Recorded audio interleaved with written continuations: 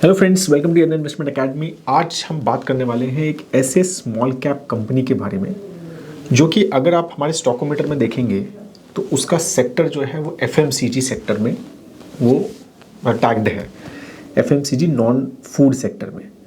लेकिन एक्चुअली वो कंपनी जो है वो एक्चुअली एक केमिकल कंपनी है।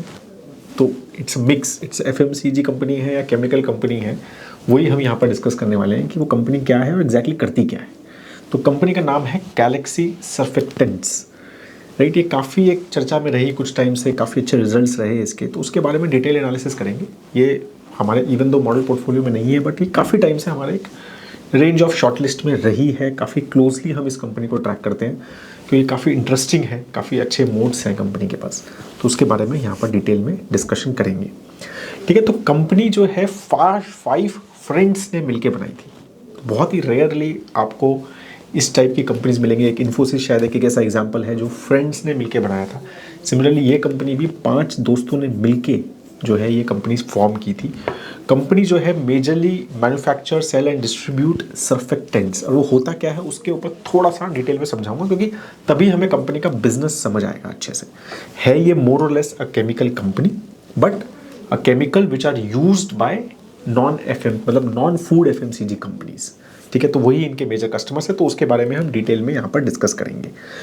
अच्छा खासा ये मार्केट शेयर एंजॉय करते हैं, ग्लोबली भी काफ़ी ज़्यादा एक्सपोर्ट करते हैं। तो उस सब चीज़ों के बारे में यहाँ पर डिटेल में डिस्कशन हम यहाँ पर इस वीडियो में करने वाले हैं। तो अभी स्टार्ट करने से पहले, सिंस नाम सर्फेक्टेंट्स है, सर्फेक्टेंट्स क्या होता है वो समझना बहुत ज़रूरी है। तो सर्फेक्टेंट्स बेसिकली एक ऐसे एक्टिव सब्सटेंस होते हैं, एजेंट्स होते हैं या ऐसे केमिकल्स होते हैं जो कि सरफेस टेंशन जो भी है, जैसे वाटर की सरफेस टेंशन है तो उसको चेंज कर देते हैं। तो बेसिकली एक बहुत ही simple example of a surfactant is detergent. जैसे डिटर्जेंट हम अगर पानी में मिला देते हैं तो वो ऑयल को हमारे कपड़ों से निकाल के और वो जो है बाहर उसको फेंक देता है, तो इट्स लाइक अ सर्फेक्टेंट। तो इस तरह से काफ़ी सारे कुछ ऑयल कंपोनेंट, ऐसे बहुत सारे अलग अलग टाइप के सर्फेक्टेंट्स होते हैं जो कि बहुत सारी इंडस्ट्री में काम आते हैं। तो इमल्सिफिकेशन मतलब पेंट इंडस्ट्री में, डिटर्जेंट इंडस्ट्री में, फोमिंग राइट इंडस्ट्री में, लुब्रिकेशन इंडस्ट्री में, तो या फिर कुछ ऐसा काम, ऐसे चीज़ चाहिए जहाँ पर वाटर को रिपेल करना है, तो उस टाइप की इंडस्ट्री में सर्फेक्टेंट्स काम आते हैं। और इसमें ये काफ़ी बड़े जो है ये प्लेयर हैं। तो सर्फेक्टेंट्स मेजरली 5 टाइप के होते हैं। एक एनियोनिक्स, एक नॉन आयोनिक्स, एक कैटियोनिक्स, एक एम्फोटेरिक सर्फेक्टेंट्स एंड एक सरफेस एक्टिव प्रिपरेशंस। तो एनियोनिक्स जो है वो मेजरली क्लीनिंग एप्लीकेशंस में ज़्यादा यूज़ होते हैं, मतलब डिटर्जेंट्स वगैरह में। नॉन आयोनिक्स जो है वो कॉस्मेटिक्स में, पर्सनल केयर एप्लीकेशंस में यूज़ होते हैं। कैटियोनिक्स जो है हमारी कंडीशनिंग में, सॉफ्टनिंग, जो बालों को सॉफ्टन वगैरह करते हैं, इस टाइप की जो एजेंट्स हैं उसमें यूज़ होते हैं। एम्फोटेरिक्स वो है माइल्ड सर्फेक्टेंट्स होते हैं। एंड देन बाकी सर्फेक्टेंट्स जो है वो सरफेस एक्टिव प्रिपरेशंस में आ जाते हैं। तो गैलेक्सी सर्फेक्टेंट्स जो है उन्होंने अपना जो बिजनेस है वो 2 पर्टिकुलरली डिवीजन में डिवाइड किया हुआ है। एक का नाम है परफॉर्मेंस सर्फेक्टेंट्स, तो विच इज मेजरली फर्स्ट 2 जो हमने बात किया, एनियोनिक्स एंड नॉन एनियोनिक्स। तो उसमें वो प्रोडक्ट्स बनाते हैं क्लीनिंग पर्पज से, कॉस्मेटिक के, जो basically shampoos, toothpaste, bath gels में, लॉन्ड्री डिटर्जेंट्स में, ये सारे प्रोडक्ट्स इनके जो केमिकल्स बनते हैं, सर्फेक्टेंट्स बनते हैं, वो इनमें एक एज ए मेजर इंग्रेडिएंट की तरह यूज होते हैं, ठीक है। और उससे वो कंपनीज फिर आगे जो है अपना लॉन्ड्री डिटर्जेंट्स वगैरह बनाते हैं। दूसरा उनका जो डिवीज़न है वो है स्पेशलिटी केयर प्रोडक्ट्स। उसमें भी उनके सर्फेक्टेंट्स ही हैं, बट उसमें एम्फोटेरिक और कैटियोनिक सर्फेक्टेंट्स वो बनाते हैं और उसमें बाकी चीज़ें भी बनाते हैं। उसमें कुछ प्रिजर्वेटिव्स भी बनाते हैं, कुछ प्रोटीन्स भी बनाते हैं, कुछ स्पेशलिटी केमिकल्स, अलग तरह के स्पेशलिटी केमिकल्स भी बनाते हैं, फैटी एसिड्स, फिनॉल्स, राइट। तो ये सब चीज़ें भी वो मेजरली बनाते हैं उसमें। तो वो इनका सेपरेटली, जिसको ये स्पेशलिटी केयर प्रोडक्ट्स डिवीज़न बोलते हैं, तो इस तरह से इन्होंने 2 चीज़ों में अपना बिजनेस डिवाइड किया हुआ है। करंटली जो इनका बिजनेस है वो अराउंड 65% जो आता है परफॉर्मेंस सर्फेक्टेंट से आता है और 35% जो बिजनेस आता है वो स्पेशलिटी केयर प्रोडक्ट से आता है। Speciality care products mostly low volume consumption होते हैं, नीश प्रीमियम प्रोडक्ट्स रहते हैं। मोस्ट ऑफ द प्रोडक्ट जो ये बनाते हैं उसमें ये या तो मोनोपोली है या डुओपोली है, बहुत कम प्लेयर्स उसी टाइप के प्रोडक्ट्स में बनाते हैं, बहुत नीश सेगमेंट है, कम क्वांटिटी में, कस्टमाइज्ड क्लाइंट्स के लिए कस्टमाइज ये प्रोडक्ट्स बनाने की कोशिश करते हैं, ठीक है। जबकि परफॉर्मेंस सर्फेक्टेंट जो है वो मोस्टली लार्ज वॉल्यूम कंजम्पशन इनका रहता है, तो वो काफ़ी सारी एफएमसीजी कंपनीज इनके ये प्रोडक्ट्स यूज़ करती हैं, ठीक है। तो मेजरली अब गैलेक्सी सर्फेक्टेंट, जैसे मैंने बोला कि हमारे जो स्टॉकोमीटर में हो, ऐसे एफएमसीजी जो काफ़ी सारे आप जाके देखेंगे तो एज ए एफएमसीजी कंपनी जो है वो टैग होती है। क्यों? क्योंकि इनके मेजरली प्रोडक्ट्स जो हैं वो या तो होम केयर प्रोडक्ट्स होते हैं कि क्लीनर्स में, हेयर केयर, ओरल केयर में, ठीक है, या फिर पर्सनल केयर, ठीक है, जिसमें oral care, skin care, cosmetics, toiletries वगैरह में इनके प्रोडक्ट्स यूज़ होते हैं, ठीक है। तो इनके जो सर्फेक्टेंट्स वगैरह बनाते हैं सब इनके ये रॉ मटेरियल है जिससे फाइनल प्रोडक्ट्स जो है ये कंपनीज बनाती हैं, ठीक है। तो इस तरह से मेजरली ये इनके प्रोडक्ट्स रहते हैं। मल्टीपल इनके ऑलमोस्ट 7 मैन्युफैक्चरिंग फैसिलिटीज़ हैं, जिसमें से 4 जो हैं वो इंडिया में है, 1 यूएस में है, 1 इजिप्ट में है, ठीक है। और जो ऑब्वियसली जो majorly almost 70-75% capacity wise India में ही है, महाराष्ट्र एंड गुजरात में इनके मेजर फैसिलिटीज़ इनके हैं। अगर हम इनके प्रोडक्ट्स देखें, 1980 में इन्होंने 3 प्रोडक्ट लॉन्च किए थे, अब इनके पास 210 से ज़्यादा प्रोडक्ट्स हैं। दे हैव 90 अप्रूव्ड पेटेंट्स जो इन्होंने किए हैं, ठीक है। और अभी भी इनके पास 16 पेटेंट इन्होंने अप्लाई किए हुए हैं, ठीक है। इनके जो कस्टमर्स हैं, जो कि इनका बहुत बड़ा मोट है, राइट। अब उनके नाम आप सुनोगे तो आपको लगेगा कि हाँ भाई बड़ा मतलब प्लेयर है ये। Unilever, Dabur, Henkel, Emami, L'Oreal, Colgate Palmolive, Procter and Gamble, Reckitt Benckiser, CavinKare, तो मतलब top four FMCG non food companies जो भी है वर्ल्ड में वो सब मोर और लेस इनके कस्टमर्स हैं, ठीक है। तो अगर एमएनसी कस्टमर्स देखें तो 58% इनका बिजनेस एमएनसी कस्टमर्स से आता है, 12% इनका बिजनेस जो है वो रीजनल प्लेयर से आता है, और 30% कस्टमर इनका कुछ लोकल और नीश प्लेयर से आता है, ठीक है। टोटल 1400 क्लाइंट्स हैं इनके पास, 80+ कंट्रीज में इनका प्रेजेंस है। काफ़ी डाइवर्सिफाइड बिजनेस है, ठीक है, और काफ़ी ज़्यादा बड़ा मतलब उस तरह से एक्सपोर्ट ओरिएंटेड बिजनेस है। ओवरऑल अगर हम इसका बिजनेस देखें, राइट, पर्सनल और होम केयर प्रोडक्ट क्योंकि उसी में सेगमेंट में है ये, तो ऑब्वियसली इंडस्ट्री वो जैसा ग्रो करेगी वैसा ही ये भी ग्रो करेंगे। तो अगर हम इंडिया का पर्सपेक्टिव देखें तो ओवरऑल एक्सपेक्टेड है कि नेक्स्ट 3 से 4 साल में, 5 साल में 7 to 8% का ग्रोथ एक्सपेक्टेड है इस सेगमेंट में, होम केयर और पर्सनल केयर में। ग्लोबली ये कैगर जो है वो ऑलमोस्ट 5 to 6% का, मतलब 4 to 6% डिपेंडिंग, होम केयर का कम है और पर्सनल केयर का थोड़ा ज़्यादा है, बट 4 to 6% का कैगर एक्सपेक्टेड है। तो यही इसी थॉट प्रोसेस से हमें लगना चाहिए कि भाई अगर कुछ भी नहीं किया, मार्केट शेयर गेन नहीं किया, तो कंपनी जो है एक 7% to 8% का कैगर इनका एक ओवरऑल ग्रोथ वॉल्यूम वाइज होना चाहिए। अगर हम सर्फेक्टेंट्स मार्केट देखें, एनियॉनिक्स वगैरह सब, तो ऑब्वियसली एनियॉनिक्स एंड नॉन एनियॉनिक्स जो इनकी मेजर परफॉर्मेंस सर्फेक्टेंट्स जो ये बोलते हैं, राइट, वही वर्ल्ड में सबसे बड़ा मतलब सेगमेंट है, राइट। और अभी लेकिन जो ग्रो हो रहा है, फास्टर ग्रो जो आ रही है, वो इनके दूसरा जो सेगमेंट है केटियॉनिक्स और इन्फोट्रिक, राइट, उसमें जो है ग्रोथ ज़्यादा है, वॉल्यूम और रेवेन्यू ग्रोथ ऑलमोस्ट 7% है, और जो फर्स्ट 2 है उसमें ग्रोथ जो है वो ग्लोबली 3 से 4% ही है। तो इसलिए उनका दूसरा जो सेगमेंट है that is a more faster growing segment, but वो कर रहा है या नहीं कर रहा है वो हम देखेंगे और कुछ रिस्क भी बताएंगे, समझाएंगे। अब बात करते हैं हम फाइनेंशियल परफॉर्मेंस की। तो financially company has done very well in last, specially in 3 years, FY21, 22, 23, ठीक है। तो अगर हम सेल्स ग्रोथ देखें 1 year का, तो 1 साल में FY23 का नंबर देखें तो 20% ग्रो हुआ, 3 साल में कैगर जो है ऑलमोस्ट 20% का है, 5 year का कैगर 13% का है, तो 10 साल का कैगर 10% का ही है रेवेन्यू का। तो मतलब सिग्निफिकेंट जो ग्रोथ हुआ है वो अगर आप देखेंगे यहाँ पर चार्ट में भी लास्ट 6 साल में, वो मेजरली लास्ट 3 साल में ही मेजर ग्रोथ हुआ है, उसकी वजह से कैगर बढ़ा हुआ नजर आता है, ठीक है। सिमिलरली एबिटा मार्जिन जो है वो कंसिस्टेंटली कंपनी के 10 से 15% रहे हैं, FY21 में ज़्यादा रहे थे because of Covid and everything, तो डिमांड काफ़ी बढ़ गई थी इन सब प्रोडक्ट्स की वर्क फ्रॉम होम के चक्कर में। लेकिन अब जो है वो एक स्टेबलाइज जो है, जिस तरह से लग रहा है एबिटा मार्जिन जो है वो 10 से 12% के आसपास के कंपनी के रहते हैं, राइट। और उसी तरह से एबिटा भी FY23 में बहुत ही अच्छा इनका ओवरऑल किया। FY22 में इतना मतलब थोड़ा सा डिप था, but overall now it has grown well. Similarly net profit में भी सिमिलर ट्रेंड है, ऑलमोस्ट मतलब 8 to 9% का इस नेट प्रॉफिट मार्जिन जो है कंपनी जो है करंटली कर रही है।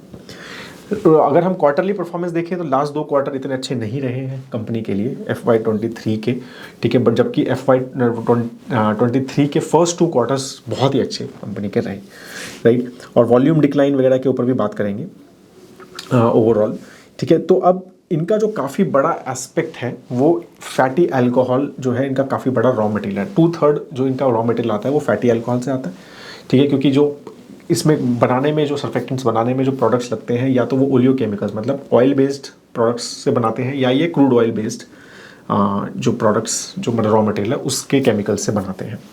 तो it seem they are making more from the oil based chemical. तो fatty alcohol and fatty acids इनके 2/3 रॉ मटेरियल परचेज हैं, जिसका प्राइस बहुत बढ़ गया था अगर हम FY23 के फर्स्ट और सेकंड क्वार्टर में देखें। और क्रूड बेस्ड डेरिवेटिव्स जो हैं वो 1/5 ऑफ द रॉ मटेरियल बनाते हैं, तो उसका भी प्राइस बढ़ गया था, अभी थोड़ा स्टेबल हो गया। तो दोनों के प्राइस थोड़े स्टेबल हो गए, तो इसलिए मार्जिन अगर हम देखेंगे तो थोड़ा सा इंप्रूव हुआ है लास्ट क्या कहते हैं FY22 की बजाय FY23 में, ठीक है। और अभी भी क्वार्टर्स में हम देखेंगे तो मार्जिन इंप्रूवमेंट की एक्सपेक्टेड है, क्योंकि रॉ मटेरियल प्राइस भी कम हो गए हैं, ठीक है। सेगमेंट वाइज जैसा मैंने बताया था कि ऑलमोस्ट 65% जो सेगमेंट रेवेन्यू आता है वो परफॉर्मेंस से आता है, ठीक है। और वही ग्रोथ वाइज अब ये चीज़ है कि ओवरऑल हमने सेक्टर देखा तो स्पेशलिटी केयर प्रोडक्ट्स जो सेक्टर था, जिसमें केटियोनिक्स और एम्फोटेरिक केमिकल्स या सर्फेक्टेंट्स थे, वो ज़्यादा फास्टर ग्रो हो रहा है। लेकिन इनके लिए performance surfactants and speciality care दोनों सेगमेंट जो है सिमिलर ही कैगर ग्रोथ है दोनों का, ठीक है। तो मतलब ऑब्वियसली इनका काफ़ी बड़ा से है आई थिंक परफॉर्मेंस सर्फेक्टेंट्स में, तो वहाँ पर शायद ये रेट भी मतलब वैल्यू भी बढ़ा पाते हैं, जो कि ये वॉल्यूम अगर हम वही देखें वॉल्यूम ट्रेंड देखें तो वहाँ पर हमें पता भी चल रहा है कि इनका वॉल्यूम ग्रोथ नहीं है बिल्कुल भी ज़्यादा। 3 ईयर के अगर सिर्फ 2% का है, 5 ईयर के अगर सिर्फ 3% का है, और यहाँ पर भी देखें तो कुछ ऐसा वॉल्यूम ग्रोथ लास्ट 4-5 साल से हुआ ही नहीं है दोनों सेगमेंट में। तो जो भी हो रहा है बेसिकली वैल्यू ग्रोथ हो रहा है, तो ये रॉ मटेरियल का प्राइस बढ़ रहा है तो ये आगे पास ऑन कर रहे हैं, इसलिए रेवेन्यू बढ़ रहा है, तो ऐसा लग रहा है एटलीस्ट, ठीक है। तो वॉल्यूम ग्रोथ नहीं है, that is a big red flag, ठीक है। वॉल्यूम ग्रोथ आया, अब इस क्वार्टर का रिजल्ट आएगा तो हमें समझ आएगा कि वॉल्यूम ग्रोथ आएगा, तभी हमें थोड़ा सा इसके ऊपर बुलिश रहना चाहिए। बट अगर 2-3% का ही वॉल्यूम ग्रोथ रहा कंपनी का, उससे पता चल रहा है कि कंपनी का जो मार्केट शेयर वगैरह इतना हाई है काफ़ी सारी चीज़ों में कि वो और उसको बढ़ा नहीं पा रहे हैं और उसको प्रोटेक्ट करने की कोशिश ही कर रहे हैं, राइट। और सेगमेंट जो ग्रो हो रहा है वो उसी हिसाब से दे आर ग्रोइंग बेसिकली। तो इस तरह से ये मेजरली अपना थॉट प्रोसेस रहना चाहिए। अगर हम ओवरऑल डोमेस्टिक वर्सेस वो देखें तो डोमेस्टिक का तो जो लास्ट 2 साल में वो बढ़ा है शेयर, ऑलमोस्ट अब 39% जो बिज़नेस आ रहा है इनका वो डोमेस्टिक इंडिया से आ रहा है और 61% वहाँ से आ रहा है, बट पहले 66-67% तक था, ठीक है। तो वो थोड़ा सा डिफरेंस आया है, but still majorly it's exports, ठीक है। उनका काफ़ी बड़ा मार्केट जो है आउटसाइड इंडिया ही है। केपेक्स कंसिस्टेंटली करते रहते हैं, ठीक है। अगर हम देखें तो FY23 में 144 करोड़ का केपेक्स किया, उससे पहले 155 करोड़ का केपेक्स किया, राइट। और कंसिस्टेंटली उस तरह का ही केपेक्स इनका रहा है, ठीक है। और मैनेजमेंट ने यही गाइडेंस की है 150 से 200 करोड़ का केपेक्स हम लगातार हर साल करते रहेंगे। और उसमें ऑब्वियसली इसमें मेंटेनेंस केपेक्स भी है, तो एक्चुअल केपेक्स कितना है ये कंपनी ने अलग अलग नहीं दिया है कि भाई क्या केपेक्स मतलब कैपिटल है, इसमें मेंटेनेंस केपेक्स अमाउंट भी इसमें इन्होंने इंक्लूड किया हुआ है। कैपेसिटी एडिशंस जो है वो कंसिस्टेंटली अगर हम देखेंगे, ठीक है, तो मेजरली रहे हैं वो झगाड़िया प्लांट में रहे हैं इनके, राइट। और इनके इजिप्ट प्लांट में कैपेसिटी एडिशंस इन्होंने थोड़े थोड़े किए हैं लास्ट 3-4-5 साल में, ठीक है। लेकिन अभी उसमें ज़्यादा हमें ग्रोथ दिख नहीं रहा है। Return ratios have improved FY23 में, डेट ऑलमोस्ट नेग्लिजिबल है, इंटरेस्ट कवरेज एरिया बहुत अच्छा है, तो उस सब चीज़ों में कोई इशू नहीं है। ROC ROE are at good levels, ठीक है। तो वो सब चीज़ें नहीं है। सबसे अच्छी बात है promoter holding consistently 71% as I said कि 5 फ्रेंड्स ने मिलकर बनाई है, ठीक है। तो वो काफ़ी अच्छी है। DIIs की होल्डिंग काफ़ी अच्छी है, तो अच्छा खासा इंस्टीट्यूशन होल्डिंग है, अच्छा खासा प्रमोटर होल्डिंग है, तो प्रमोटर इज़ वेरी बुलिश, ठीक है। And then they are keeping the company with them, so that's also mostly a good sign in small caps, ठीक है। स्मॉल कैप्स में अगर प्रमोटर होल्डिंग हाई रहता है तो उससे लगता है कि प्रोमोटर इज़ फुल्ली इन्वेस्टेड, ठीक है, और वो अच्छा करेगा mostly, and then only we will make. And obviously DIIs and FIIs holdings are also pretty decent, ठीक है। तो उस तरह से सब चीज़ें काफ़ी अच्छी चल रही है, ठीक है। प्रोमोटर्स जो हैं जैसे मैंने बोला उन्नतथान, शेखर, संध्या पाटिल एंड शशिकांत, इन्होंने अलग अलग इतना शेयर करते हैं, बाकी सब ने मिलकर अलग अलग कुछ बनाया हुआ है। बाकी मोड्स अगर हम बात करें तो ओवरऑल क्या क्या चीज़ अच्छी लगी, राइट। एक तो ये है कि कस्टमर बेस, बहुत बड़ा कस्टमर बेस है, बहुत सभी मेजर ब्रांड्स हमें कस्टमर दिखे, राइट। तो उसकी वजह से कस्टमर स्टिकीनेस तो है अच्छी खासी, जबकि इनका हमने जो बात देखा था तो कोई मेजर एक्सक्लूसिव कस्टमर एग्रीमेंट वगैरह नहीं है, बट क्वालिटी स्टैंडर्ड्स वगैरह इनके अच्छे रहे हैं, इसकी वजह से कस्टमर जो है इनके साथ स्टिक करके रहा है। और केमिकल स्पेस में ना कस्टमर्स वेंडर्स को बहुत आराम से चेंज नहीं करते, क्योंकि उनका एक चीज़ से काम चल रहा है, एक चीज़ अच्छी से आ रही है, सामान हो रहा है, क्वालिटी स्टैंडर्ड हो रहे हैं। तो इस केमिकल स्पेस में एक चीज़ है कि customer stickiness mostly what we have seen is vendor stickiness high रहती है, ठीक है। तो वो चीज़ यहाँ पर एक थोड़ा एक एडिशनल मोड रहता है, तो वो चीज़ इनकी डेफिनेटली बेटर है, ठीक है, प्रोडक्ट रेंज अच्छा खासा है, सब चीज़ें हैं, वो सब मोड्स इनके मेजरली अपने को दिखे। तो कस्टमर बेस और कस्टमर स्टिकीनेस ही मेजर मोड्स जो हमें नज़र आया फ्रॉम द और अच्छा खासा मार्केट शेयर, राइट। तो वो चीज़ें यहाँ पर क्लियरली दिख रही हैं, ठीक है। अगर आगे जो ग्रोथ ड्राइवर्स रहेंगे वो यही रहेंगे कि भाई एफएमसीजी का ग्रोथ रहेगा, राइट। तो इस हिसाब से ये भी ग्रो करेंगे, राइट। क्या कहते हैं, काफ़ी बड़ा स्पेक्ट्रम बढ़ा रहे हैं अब, और भी नया जो डिवीज़न है इसमें स्पेशलिटी केमिकल वाला जो डिवीज़न है, स्पेशलिटी प्रोडक्ट्स वाला, उसमें अगर इन्होंने नए नए केमिकल्स लॉन्च किए, नए नए प्रोडक्ट्स लॉन्च किए, नया पेटेंट लिया, कुछ इस तरह का कुछ किया, राइट, तो वहाँ से भी एक अच्छी खासी ग्रोथ जो है आने की उम्मीद है, राइट। तो R&D पे भी फोकस रहता है इनका, R&D भी थोड़ा बहुत ही करते रहते हैं, ठीक है। तो इस तरह से ये रॉ मटेरियल प्राइस पे ज़्यादा इंपैक्ट नहीं होता है। रॉ मटेरियल प्राइस होता है तो इमीडिएटली ये शॉर्ट टर्म कॉन्ट्रैक्ट्स रहते हैं। इन्होंने बोला कि भाई हमारे मैक्सिमम 1 साल के कॉन्ट्रैक्ट्स रहते हैं, तो रॉ मटेरियल अगर प्राइस बढ़ता है तो हम इजीली पास ऑन कर देते हैं कस्टमर को, तो हमारे ऊपर बहुत ज़्यादा उस चीज़ का इंपैक्ट नहीं हो रहा। और ये FY23 में हमने देखा भी, राइट। तो रॉ मटेरियल का प्राइस बढ़ा तो इन्होंने भी अपने प्राइस पास कर दिए, तो इसकी वजह से रेवेन्यू बढ़ा हुआ नजर आया। तो इस तरह से इनका बिजनेस चलता है, ठीक है। तो ये ओवरऑल चीज़ें हैं। रिस्क तो ऑब्वियसली मेजर रिस्क यही है कि ओवरऑल कंपनी जो है वॉल्यूम ग्रोथ नहीं कर पा रही है अभी तक, ठीक है ना। तो वॉल्यूम ग्रोथ अगर नहीं है तो हमें आगे की ग्रोथ कैसे दिख रही है, नए प्रोडक्ट्स लॉन्च वगैरह, लास्ट 4-5 साल में मेजरली कोई वॉल्यूम ग्रोथ नहीं है, सारी जो ग्रोथ है वो प्राइस ग्रोथ ही है। That is a big risk, right. बाकी छोटे मोटे जो रिस्क हैं भाई, क्लाइंट FMCG सेक्टर पे ही पूरा डिपेंडेंट है, तो I think that is big sector, तो उसमें मेरे को बहुत बड़ा रिस्क नहीं नज़र आता है, ठीक है। बाकी एक्सपोर्ट ओरिएंटेड सेक्टर है, China will always be a big competitor in this. और काफ़ी ज़्यादा हमने स्पेशली अगर हम इस क्वार्टर की कॉल सुन रहे हैं या लास्ट फाइनेंशियल ईयर की कॉल सुनी थी मार्च की, तो काफ़ी ज़्यादा ये चीज़ हो रही है कि China is back in the market in the chemical space. तो उसके साथ कॉम्पिटिशन हमेशा रहेगा, चाइना +1 का हेल्प रहेगा, but again the China can always influence the market in specially chemical space, तो दैट इज़ फॉर श्योर। तो वो रिस्क हमेशा एक केमिकल सेक्टर में बना रहता है, ठीक है। तो वो चीज़ हमें वो मान के ही चलनी है।